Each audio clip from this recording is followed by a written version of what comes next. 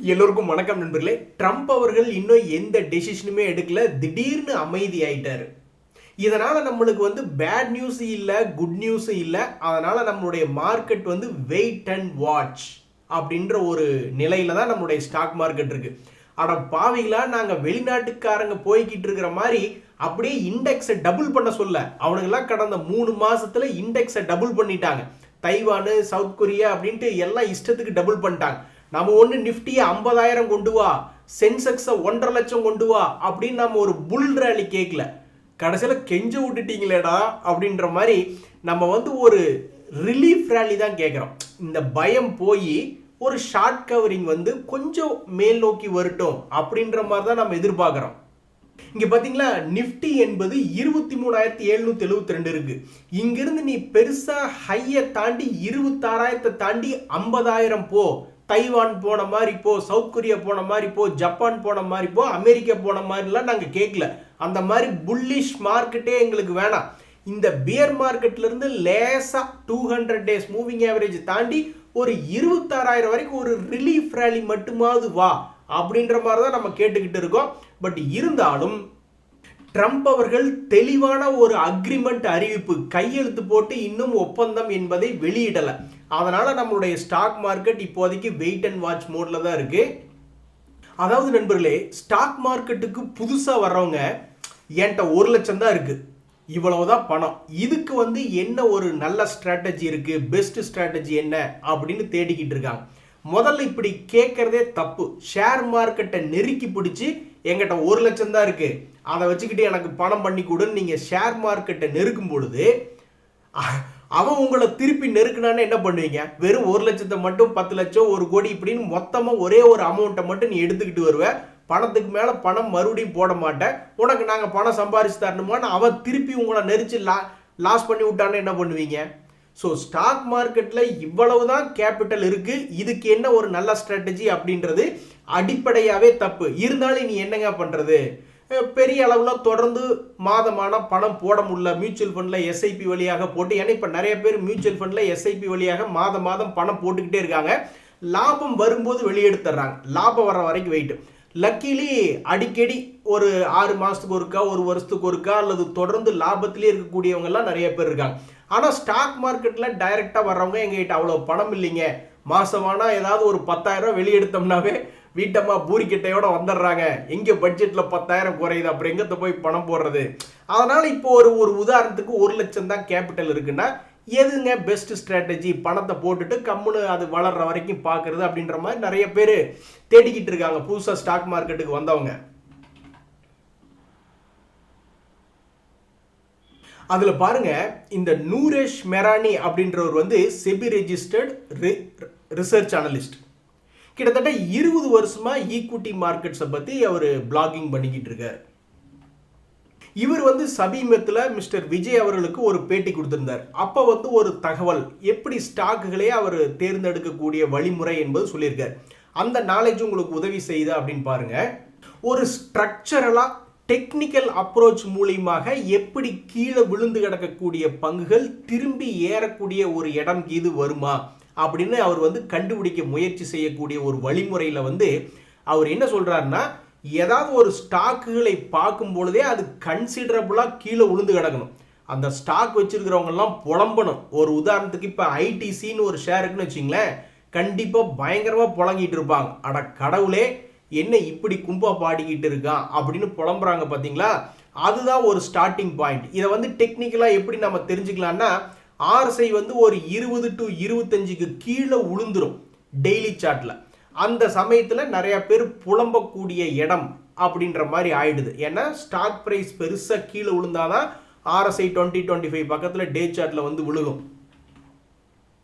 So இங்கே ஒரு எக்ஸாம்பிளுக்கு பார்த்தீங்களா, ஏதாவது ஸ்டாக்குகள் மேலேருந்து கீழே விழும் பொழுது தான் ஆர்எஸ்ஐ என்பது ஒரு 20-25 கீழே ஓவர் சோல்ட் ரீஜன் அப்படின்ற மாதிரி போய் விழுகும். ஆனால் அது ஒரு தகுதியான இடமா, திரும்பக்கூடிய இடம் அப்படின்னா அப்படி கிடையாது அப்படின்றார். இதுக்கப்புறமே இந்த கீழே விழுந்த பங்கு மறுபடியும் இன்னொரு முறை கீழே விழுகும். அப்போ உங்களுக்கு ஆர்எஸ்ஐ பாசிட்டிவா டைவர்ஜென்ஸ் ஆக ஆரம்பிக்கும், ஆர்எஸ்ஐ மேல் நோக்கி ஏற ஆரம்பிக்கும். அப்போ ஸ்டாக் பிரைஸ் கீழே ஒழுகும். ரெண்டும் மாறி மாறி நடக்குது பார்த்தீங்களா? அந்த டைவர்ஜென்ஸ் என்பதுதான் முக்கியமாக ஒரு கவனிக்கக்கூடிய இடம். அந்த சமயத்தில் செக்டர் லீடர் பங்குகளோ அல்லது மிக முக்கியமான பங்குகளையோ கான்சென்ட்ரேட் பண்ணும் பொழுதுதான் அந்த திரும்பி போகக்கூடிய இடத்துல தான் ஸ்டாக்குகளை பொதுவாக ஐடென்டிஃபை பண்ணணும் அப்படின்ற மாதிரி சொல்றாரு.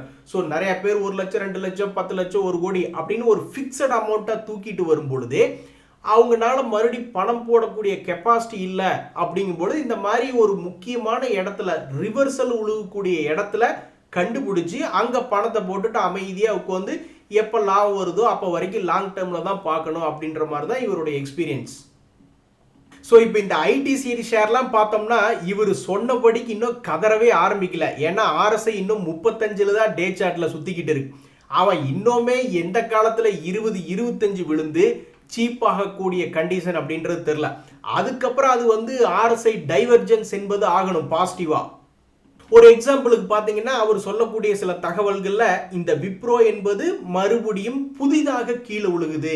ஏற்கனவே விழுந்த ஒரு லோவை தாண்டி புதியதாக லோ போய் விழுகணும். அப்படி புதியதாக லோ விழுந்த பிறகு இந்த மாதிரி RSIல ஒரு பாசிட்டிவ் டைவர்ஜென்ஸ் என்பது வந்து விழுகணும் அப்படின்ற மாதிரி சொல்றார்.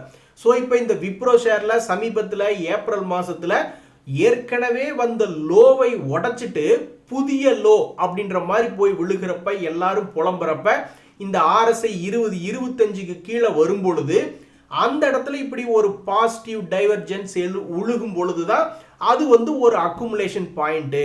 அந்த இடத்துல எடுக்கும் பொழுதுதான் சிறிய ஏற்றம்ல இருந்து பெரிய ஏற்றம் வரைக்கும் அது என்ன வேணாலும் ஆகலாம்.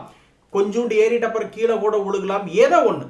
பட் ஸ்டாக்குகள் திரும்பக்கூடிய இடத்தை இப்படி தான் கண்டுபிடிக்கணும் அப்படின்னு அவருடைய 20 வருட அனுபவத்தை சமீபத்திய பேட்டியில சொல்லியிருக்காரு. இது உங்களுக்கு உபயோகமா அப்படின்னு பாருங்க. இது ரொம்ப முக்கியமான தகவல். ஒரு 20 வருஷமா இருக்கக்கூடிய ஒரு ரிசர்ச் அனலிஸ்ட் கிட்ட இருந்து வந்திருக்கக்கூடிய ஒரு தகவல். அது ஏறுதா இல்லையான்றதெல்லாம் யாருக்கும் தெரியாது. பட் ஏதாவது ஒரு இடத்துல ஒரு பங்கு திரும்புதா இல்லையான்னு கண்டுபிடிக்கிறதுக்கு ஏதாவது ஒரு நடவடிக்கை வேணுமில்ல. அப்படி ஒரு விஷயத்தை தான் இவர் இந்த மாதிரி கண்டுபிடிச்சு சொல்றாரு. இப்ப இன்னொரு உதாரணம், அமரா ராஜா பேட்டரி என்பது தொடர்ந்து இறங்குமுகமாகவே இருந்து கொண்டிருந்தது ஒரு காலத்துல. அப்புறம் நிறைய பேர் கதற ஆரம்பிச்ச இடம் என்பது எப்ப அப்படின்னு பாத்தீங்கன்னா அதனுடைய 2024 லோவை உடைக்கும் பொழுதுதான் பல பேர் கதறுவாங்க. ஏன்னா அவர் என்ன சொல்றாரு, ஃபர்ஸ்ட் பெரிய அளவுல கீழே போய் உழுகு கதறணும். கதறும் பொழுது நம்மளுக்கு நிறைய இடங்கள்ல பார்த்தா தெரிஞ்சிடும். ஐடிசியா ஐயோ அப்படின்னு சில பேர் நம்ம ஷேர் மார்க்கெட்ல இருந்தோம்னா பல்வேறு வீடியோக்களை போய் பார்ப்போம், பல்வேறு இடங்கள்ல கமெண்ட்டுகளை பார்த்துக்கிட்டு இருப்போம். இங்க பாத்தீங்களா, இங்கேயும் கூட ஒரு நண்பர் புலம்புறாரு, அடடா 74,000 ரூபாய் ஐடிசி ஷேர்ல லாஸ் ஆகி போச்சே கடவுளே அப்படின்ற மாதிரி. ஸோ அப்படி புலம்பும் பொழுது அதே மாதிரி இந்த அமரா ராஜா பேட்டரிக்கு ஏதாவது ஒரு இடத்துல போய் யாராவது புலம்பிக்கிட்டு இருந்திருப்பாங்க, நல்ல லாபம் செய்யக்கூடிய ஷேர் இப்படி கீழே விழுந்து கிடக்கிறானே அப்படின்னு. ஸோ அது வந்து பழைய லோவை உடைத்த இடம் என்பது எங்க அப்படின்னு பார்த்தீங்கன்னா 2026 ஜனவரி சமயத்தில். அப்போ இவர் என்ன சொல்ல வர்றாரு, 2026 இருந்து ரொம்ப மோசமா இறங்கி விட்டது. அப்போ வந்து இந்த RSI 20 25 இது வந்து உழுகுதா டெக்னிக்கலா பார்க்கறதுக்கு. அது போக ஏதாவது இந்த மாதிரி பாசிட்டிவ் டைவர்ஜென்ஸ், ஒரு உதாரணத்துக்கு 800 ரூபாய்கள்ல ஒரு பாசிட்டிவ் டைவர்ஜென்ஸ் விழுந்திருக்கு. ஒரு மறுபடியும் இன்னொரு தடவை 800 ரூபாய்கள்ல பாசிட்டிவ் டைவர்ஜென்ஸ் விழுந்திருக்கு. அதுக்கப்புறமே மோசமா விழுந்துட்டான், ரொம்ப கீழே போயிட்டான். அதுக்கப்புறம் இப்போ 886 என்ற ரூபாயில ட்ரேட் ஆகி கொண்டிருக்கிற மாதிரி யாருக்கு தெரியாது ஸ்டாக் இறங்குனது மறுபடியும் ஏறுதா இல்லையா அப்படின்னு. ஆனால் அந்த மாதிரி ஒரு அனலிஸ்டுகள் வந்து என்ன சொல்றாங்கன்னா ரொம்ப முக்கியமான தகவல் பாருங்க, எப்படி ஒரு முக்கியமான தகவல். ஸோ இந்த மாதிரி பெரிய அளவில் கிராஷ் ஆனதுக்கப்புறம் திரும்பக்கூடிய இடங்கள் ஏதாவது வருதான்னு யோசிச்சு பார்க்கறதுக்கு இந்த மாதிரி யோசிச்சு பார்க்கலாம். நண்பர்களே, வேறு என்ன மிக முக்கியமான தகவல்னா, இந்த PNB ஹவுசிங் ஃபினான்ஸ் தங்களுடைய ஆனுவல் ஜெனரல் மீட்டிங்குடைய டேட்டை அறிவிச்சிருக்காங்க. இந்த சமயத்தில் அந்த ஷேர் வந்து மிக முக்கியமான உச்சத்தில் இருக்கு. என்ன செய்ய காத்திருக்கானோ அந்த ஆனுவல் ஜெனரல் மீட்டிங் வரக்கூடிய நேரத்தில் இப்போ இருக்கக்கூடிய ஹை பாயிண்ட்ல இருந்து அப்படின்றது இப்போ வரைக்கும் நம்மளுக்கு தெரியல. ஸோ இந்த சமயத்தில் இவங்க இருக்கக்கூடிய ஹவுசிங் ஃபைனான்ஸ் செக்டரில் இப்போ சமீபத்தில் பெருசாக பல பங்குகள் ஏறவே இல்லை. ஏன்னா காம்படிஷன் ரொம்ப அதிகமாக இருக்குது. பேங்குகள் இருந்து மற்ற NBFCகள் இருந்து யாரை பார்த்தாலும் ஹவுசிங் ஃபைனான்ஸ் லோன் தர்றாங்க. தங்கத்தினுடைய விலை ஏறினதுனால நிறைய பேர் தங்கத்தை அடமான வச்சு முன்பணமாக நிறைய பணத்தை ஹவுசிங் ஃபைனான்ஸ் லோனுக்கு அதுக்கு உபயோகப்படுத்திக்கிறாங்கன்னு காம்படிஷன் பல இடங்கள்ல இருந்து வந்துகிட்டு இருக்கு. ஸோ மிக முக்கியமான உச்சத்தில் இருக்கக்கூடிய இந்த பிஎன்பி ஹவுசிங் ஃபைனான்ஸ் அவங்களுடைய மிக முக்கியமான ஆனுவல் ஜெனரல் மீட்டிங் அப்படின்றது ஆகஸ்ட் 17. இன்னும் ஏகப்பட்ட நாட்கள் என்பது இருக்கு.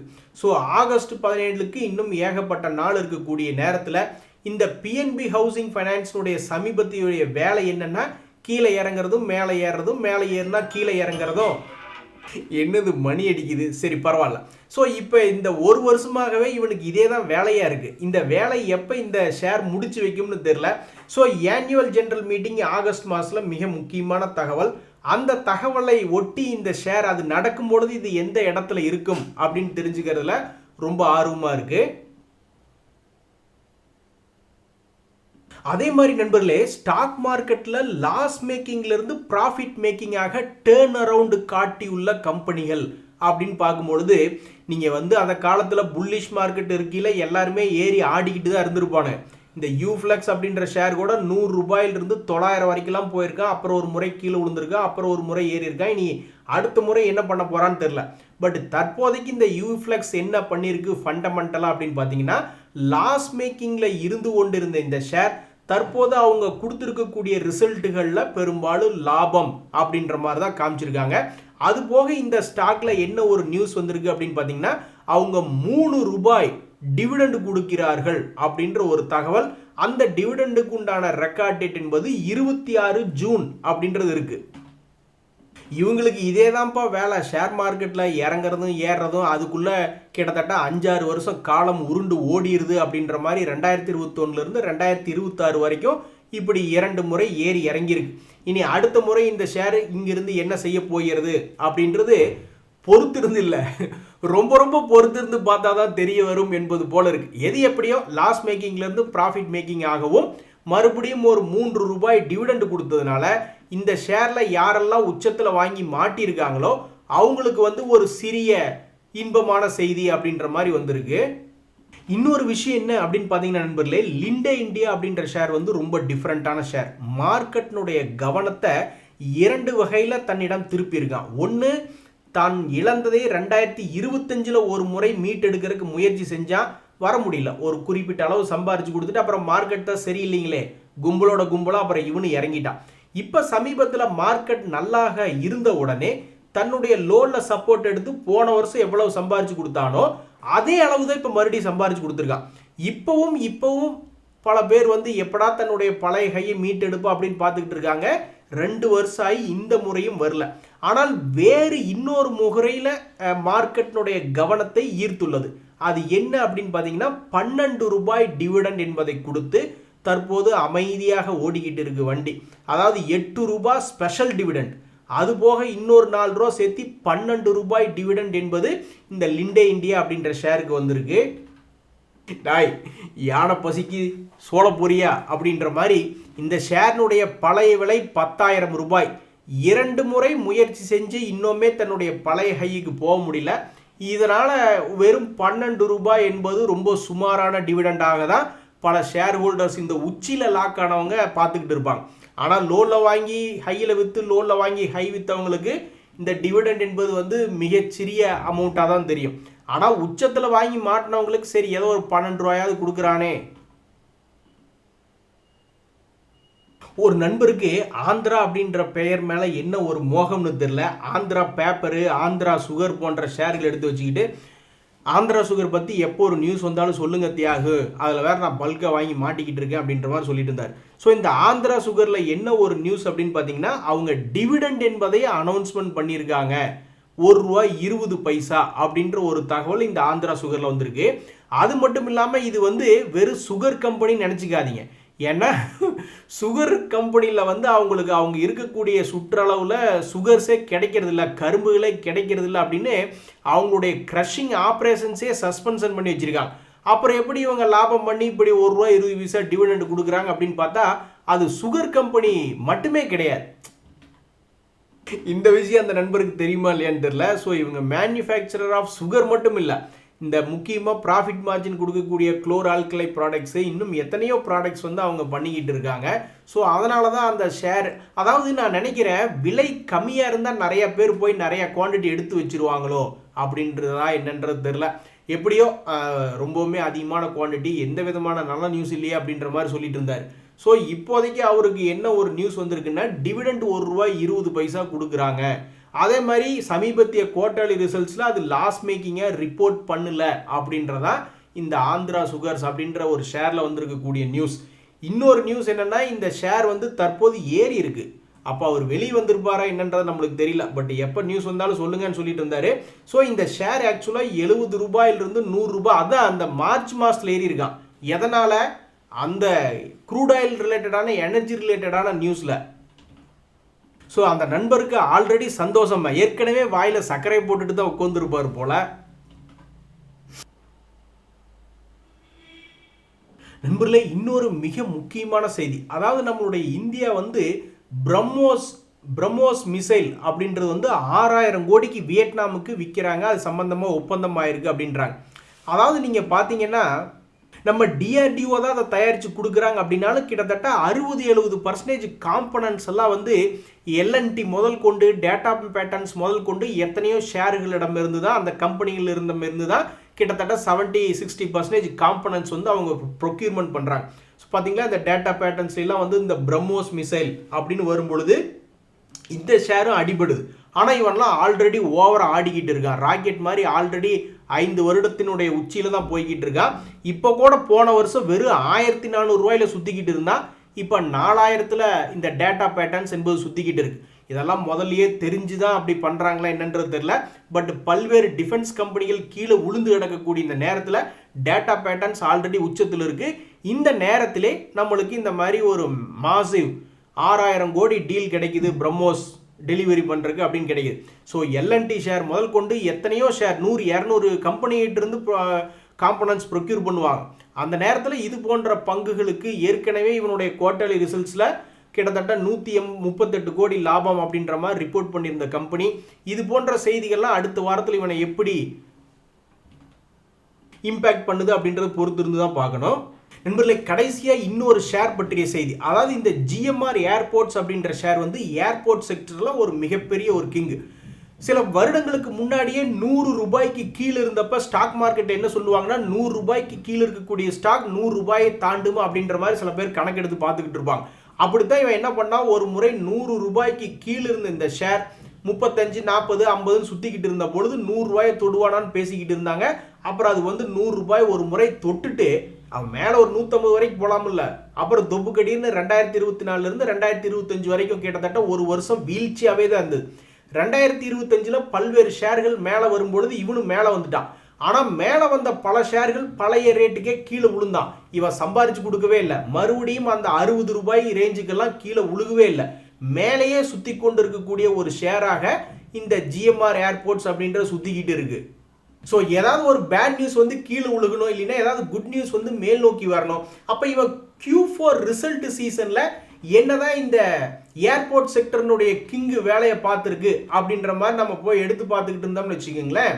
அவங்களுடைய Q4 ரிசல்ட்ஸில் மார்ச் 2026 சேல்ஸில் வந்து பெரிய அளவில் இம்ப்ரூவ்மெண்ட் என்பது இல்லை. போன குவார்ட்டரில் என்ன பண்ணியிருக்காங்களோ அதே தான் இப்போ பண்ணியிருக்காங்க. ஆனால் லாபத்தை பொறுத்த வரைக்கும் பார்க்கும் பொழுது 400 கோடி என்பது ரிப்போர்ட் பண்ணியிருக்காங்க. அதை அவங்க எப்படி வேணாலும் ரிப்போர்ட் பண்ணிக்கிட்டோம். ஐடியா ஷேர் இருந்தால் இப்படி அக்கௌண்டிங்னுடைய ப்ரொசீஜர்லாம் அவன் லாபம்னு காமிச்சா அப்புறம் மேலே ஏற்றி விட்டாங்க. அது மாதிரி அது எப்படி வேணாலும் லாபத்தை காட்டட்டும்.